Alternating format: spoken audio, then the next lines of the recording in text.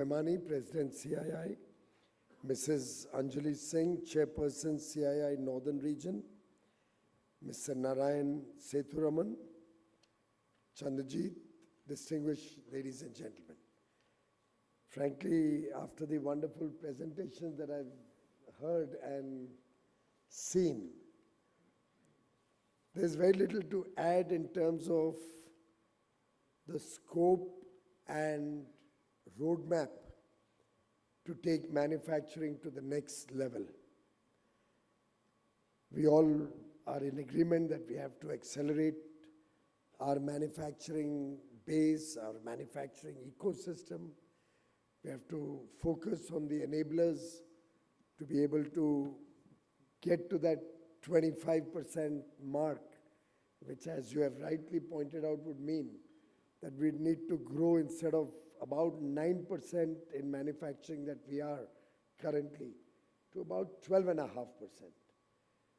And not very difficult to achieve, not impossible certainly.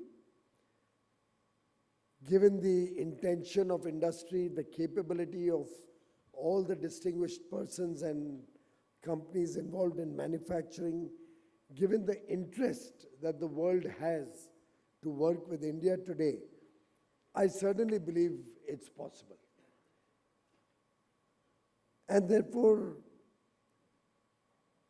I would just like to build upon some of what you have mentioned to explain how the government led by Prime Minister Narendra Modi is working with a sense of urgency, with a can-do spirit, with a desire to be bold in vision,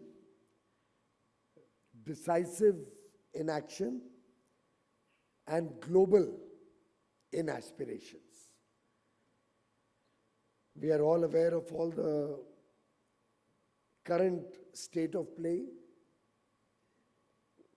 7.8% followed by 8.2% growth. We are all anxiously waiting for the policy rate coming out on the 5th. Inflation is at a never seen below levels, whilst global growth is probably around 3%, and the advanced economies are growing 1.5%. We continue to power on. And as the Prime Minister is on record, while the world faces various roadblocks, headwinds, speed breakers, India, in some sense, is nearly unstoppable. I mean, for a moment, if you were to look around you and see all the people assembled in this room, we represent in this room some of the best in terms of our manufacturing capabilities, in terms of our ability to scale and create high-quality production facilities, goods, manufactured products, comparable to the best in the world, participating in supply chains of Fortune 500 companies or the manufacturing set of companies within that. India has all the ingredients, and that's very much evident from the very sectoral breadth of our growth numbers. In a way, our growth is very different from what we will find in many other countries. We've grown in agriculture, about 3.1%, which for agriculture, friends, is a large number, given that we have dependence on the vagaries of nature. We still have a number of constraints in our ability to look at very high volume, high efficiency, high productivity agriculture, small land holdings, ability to mechanize, ability to use different types of production techniques in agriculture. We have high growth in services, I think 9% probably, 9.1%. We've grown in manufacturing. We've grown in almost every sector. The breadth of our growth story is quite multidimensional. It's also reflective of the changing nature of our growth. Services powers on, contributing very large amount to the economy. The kind of goods we are manufacturing are very different from what it was 10 or 15 years ago. So we never had electronic manufacturing or white goods or air conditioners or mobiles. We were low in terms of our manufacturing of chemicals and petrochemicals until a couple of decades ago. We are getting into newer and newer areas which at one time were not even in the realm of possibility when we planned our manufacturing journey. Our competitiveness is also getting readjusted vis-a-vis other countries or firms operating in other geographies. So really, the theory of competitive advantage is also playing out gradually and is bound to play out. There are many products which will not be made in India as we move up the value chain. And that's something which I think is well established worldwide. Gradually, you will have specialization. You will have economies of scale. You will have the advantage of skilled or well-trained manpower or talent playing up on the nature of manufacturing. We will see how the global dynamics shift.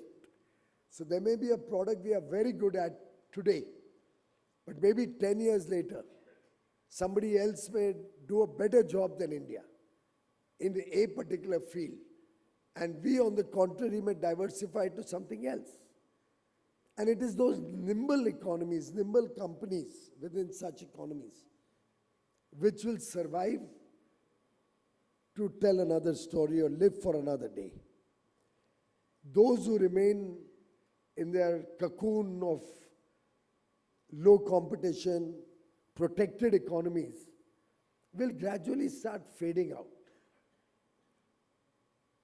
And therefore, the need of the hour is that we focus on innovation. We focus on understanding where the chinks in our armor are.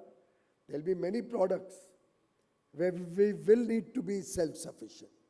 We will need to have the supply chain in our own control, particularly after the way we have seen the weaponization of trade in recent times. It's important, at the cost of repetition, and I will have to repeat it many times, I think, because I still don't see that sense of urgency where people are assessing their supply chains to see where the concentration of a geography or a supplier can hurt their long-term survival. And such areas of concern, if we can identify them quickly, if we can plug them quickly, will be essential in our long-term strategies, both to survive and then to grow. This afternoon I was talking to somebody and remembering that 25 years ago, there was a watch company which used to be the primary watch manufacturer in India. You know the company I'm referring to. They were in dire strait because of dumping at predatory prices from a neighboring country. But since they did not get any protection in India, and they were not accepted by the people of India for their higher cost, we've landed up in a situation for almost 10 years until Titan came into prominence, where we had no watch manufacturing in India. that same company went to the neighboring country and started manufacturing and supplying to India.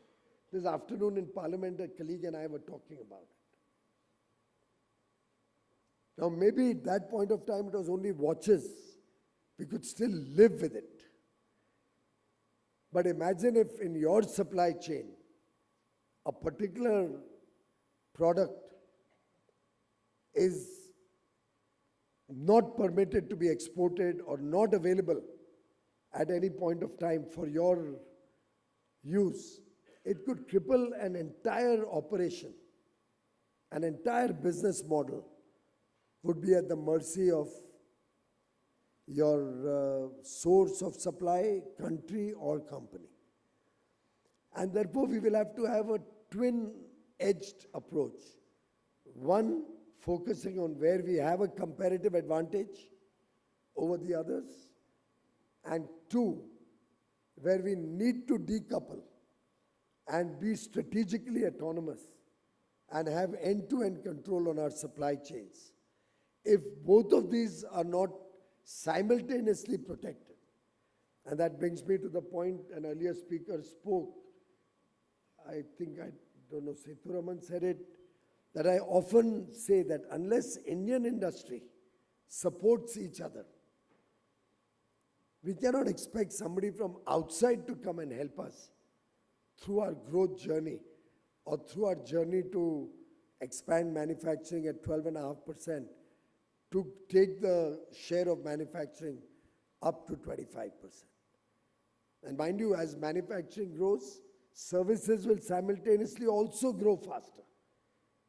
And then to maintain that 25% share, probably manufacturing will have to look at a 13.5%, which is all very good, because this is what spurs the economy and then gives us extraordinary results in terms of overall macro growth in the country.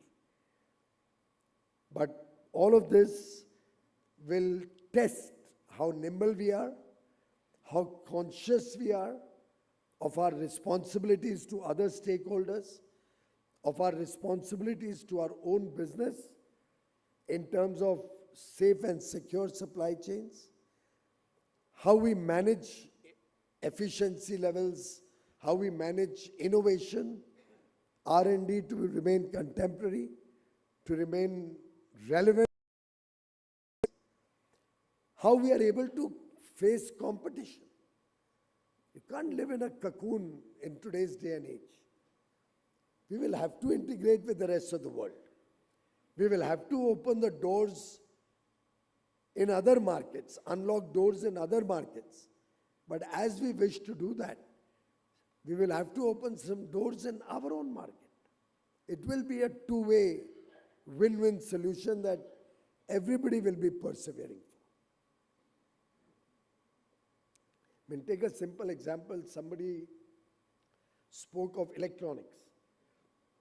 No country in the world has a greater than 35% share in the manufacture of a high-quality electronic product, say the mobile phone. The maximum in any one geography is 35%. Otherwise, it's an aggregation of different products to make the final assembled output. Now, that means the interdependencies is going to grow.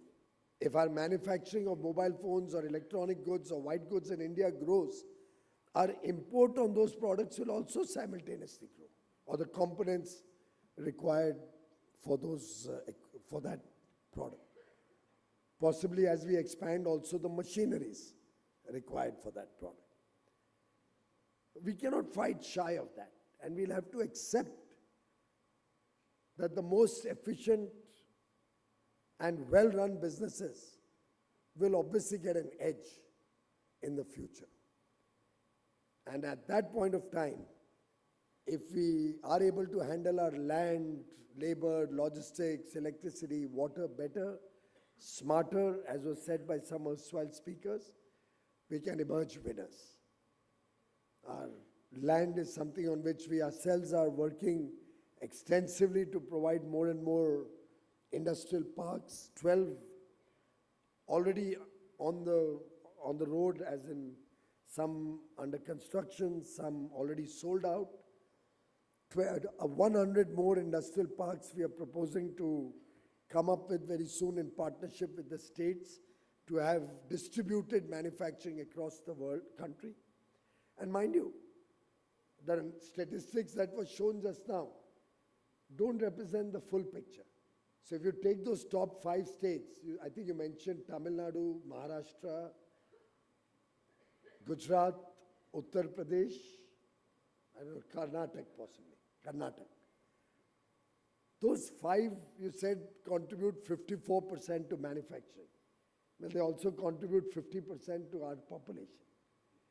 So in fact, the concentration is not as stark as I thought it would be. Normally the 80-20 rule prevails in such things. Things are changing now. For example, UP was never in the manufacturing horizon of anybody until 2017. But see how quickly it has changed post-2017. Odisha was never considered a big manufacturing destination. But with the kind of mineral wealth coming out there now, more and more investment is veering itself towards Odisha. So things are changing. Bihar, I was campaigning in Bihar, and despite all the misinformation that was sought to be projected and presented before the election, I think the results speak for themselves. Certainly the government must have been doing something right to get such a historic mandate. Once more, I mean, Mr. Nitish Kumar getting sworn in for the 10th time. And the BJP winning 90% of the seats they contested. It's not easy and with the pro-incumbency factor rather than an anti-incumbency. It clearly shows that there is something going out. And I remember, while addressing a similar audience in Bihar before the election, I ventured to suggest that today, I don't see the kind of migration from UP and Bihar as we used to see earlier. We have people from UP, Bihar all over the country, but most of them are settled over there, settled for generations now. I have a lot of people in North Mumbai, which I represent, from UP, Bihar, Odisha, other states, South, Tamil Nadu. Does that mean Andhra? Does that Andhra and Telangana? Does that mean Tamil Nadu, Andhra, Telangana are not progressing? And by the way, in a room full of people nowadays, I very often ask, how many of you are from Bihar? I barely get 1 or 2 hands standing up. Because more and more people are getting opportunities in their own state nowadays. Industry is moving there. Startups and entrepreneurs are coming up. New ideas are actually taken to fruition, even in these remote geographies. Of course, possibly the one state that still needs some corrective action, where we don't find much happening. I don't know why Chandrajit Banerjee is already laughing.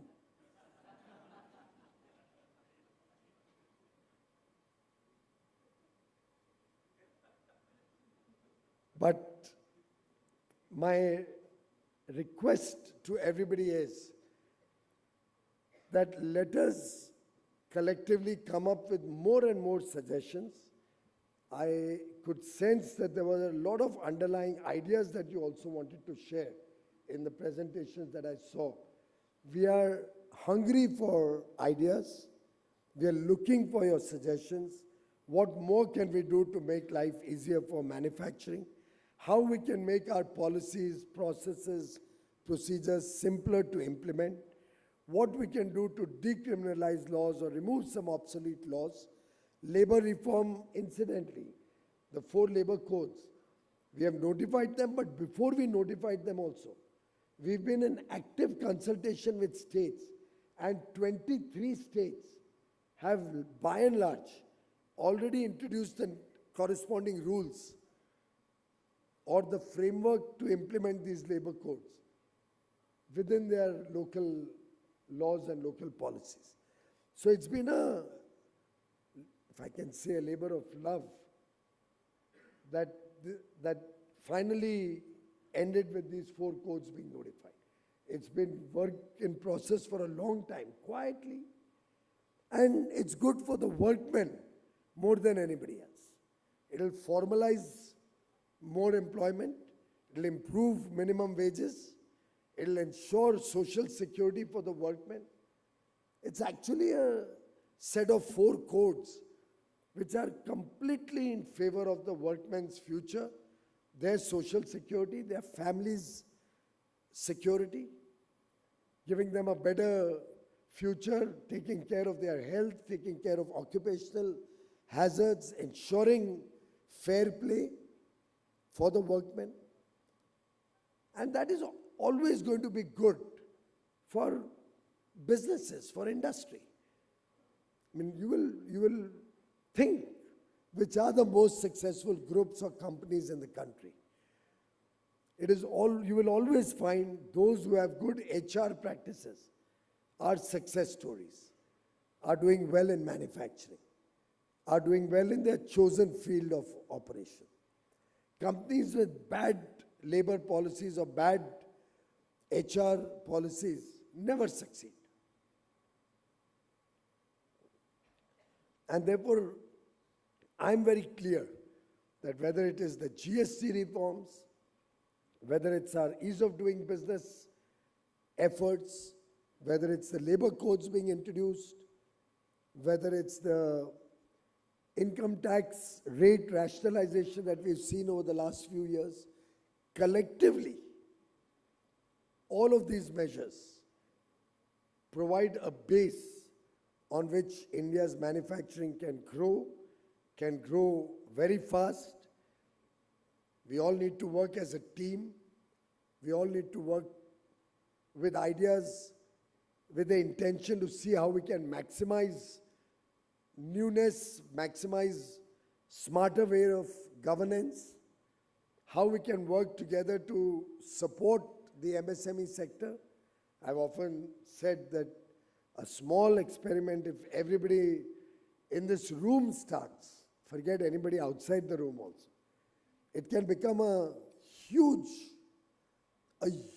and impactful. The huge almost sounds like somebody else.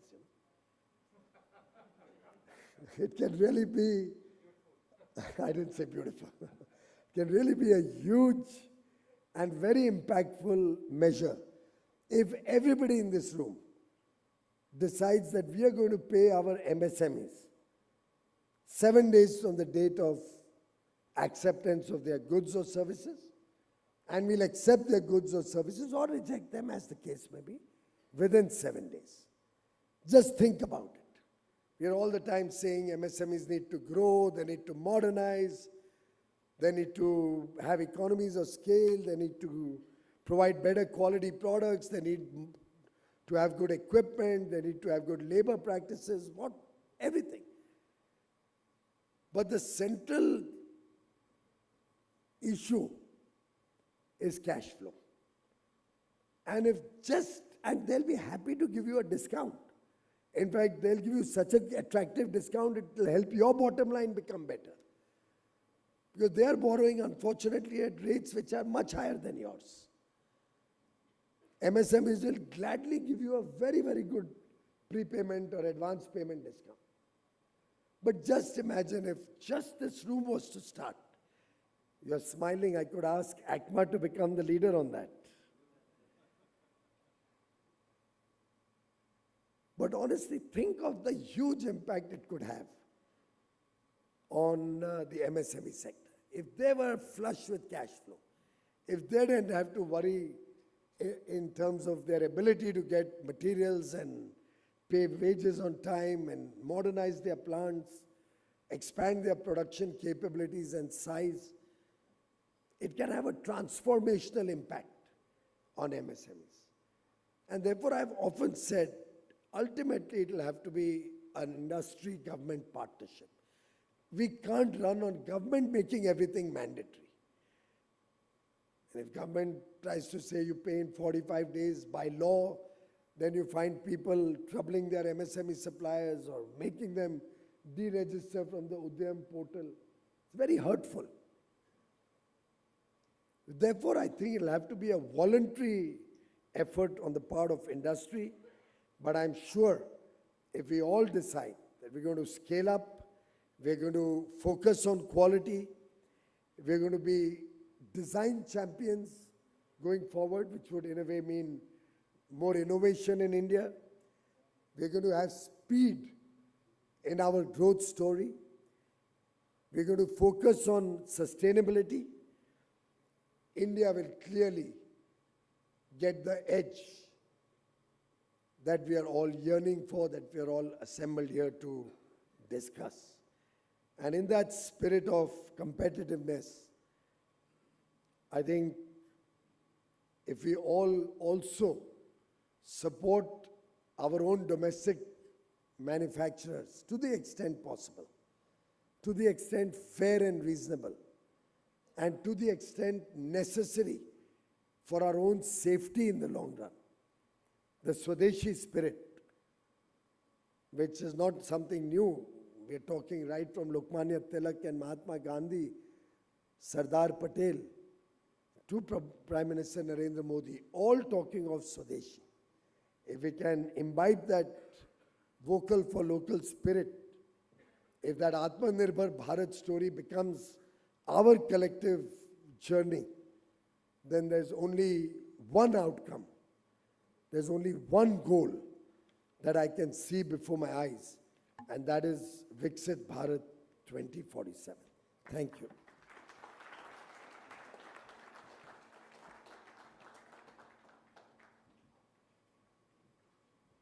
Honorable Minister, thank you so much. Firstly, I must thank you. I know it's always during Parliament days, it's always very busy for you. So thank you so much for coming and squeezing this time out of your busy schedule. I know I also must thank you for always encouraging industry. And you encourage industry by having an open door policy in any engagement that you do with for any of the trade agreements or anything else. You've always had a very detailed interaction with industry, so I must thank you for your encouragement. At CII, we are constantly sharing a lot of reports, thought papers with various groups now that have been set up in the government who are looking at various aspects of reform. So I think we are constantly sharing that, and we will continue to do that. And finally, I would say that you're right to point out that in the last 6 to 8 months, last many years, but particularly in the last 6 to 8 months, the government has been on an overdrive on reforms, and some very landmark reforms, whether it was GST, whether it was land reforms, some of the labor reforms, some of the other things. And you've been consistent in reminding us that in the last 30 years, 40 years, all economies that have been very successful in manufacturing and global economies that have been very successful, domestic industry has supported each other. It's not only the reforms, but it's domestic industry supporting each other and having a sense of being of Swadeshi. So thank you very much. Thank you once again for coming. And we will follow up on some of the things that you've mentioned. So with that, we'll conclude this session. Thank you very much for patiently listening through this. Thank you.